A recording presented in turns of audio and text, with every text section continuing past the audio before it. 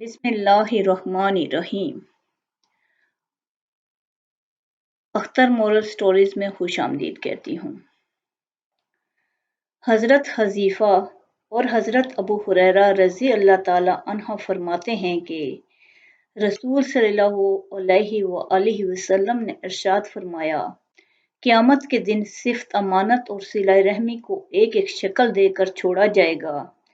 ये दोनों चीज़ें पुल-सिरात के दाएं बाएं खड़ी हो जाएंगी ताकि अपनी रियायत करने वालों की सिफारिश और ना करने वालों की शिकायत कर सकें। तुम्हारा पहला काफिला पुल-सिरात से बिजली की तरह तेजी के साथ गुजर जाएगा। रावी कहते हैं, मैंने अर्ज किया, मेरे माँ बाप आप पर कुर्बान हूँ, बिजली की तरह तेज गुजरने का क्या मतलब हुआ? आपने इरशाद फरमाया, क्या तुमने बिजली को नहीं देखा किस तरह पल भर में गुजर कर लौट भी आती है? इसके बाद गुजरने वाले हवा की तरह तेजी से गुजरेंगे, फिर तेज परिंदों की तरह, फिर जवां मर्दों के दौड़ने की रफ्तार से।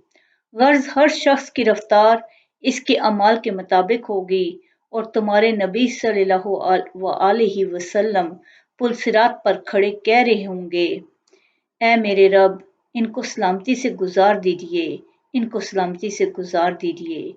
यहाँ तक कि ऐसे लोग भी होंगे जो अपने अमाल की कमजोरी की वजह से पुल-सिरात पर घिसट घिसट कर ही चल सकेंगे। पुल-सिरात के दोनों तरफ लोहे के आंकड़े लटके हुए होंगे, जिसके बारे में हुक्म दिया जाएगा, वो इनको पकड़ लेंगे। बाज लोगों को इन आंकड़ों की वजह से सिर्फ खराश आएगी, तो वो तो निजात पा जाएंगे और बाज जहन्नुम में धकेल दिए जाएंगे। हजरत अबू हुरैरा रज़ी अल्लाह ताला अन्हु फरमाते हैं, कसम है उस जात की जिसके कब्जे में अबू हुरैरा की जान है, बेशक जहन्नुम की गहराई 70 साल की मुसाफत के बराबर है। सही मुस्लिम में ये दर्ज है। अल्लाह आपको बहुत खुशियां और कामयाबियां दे। शुक्रिया।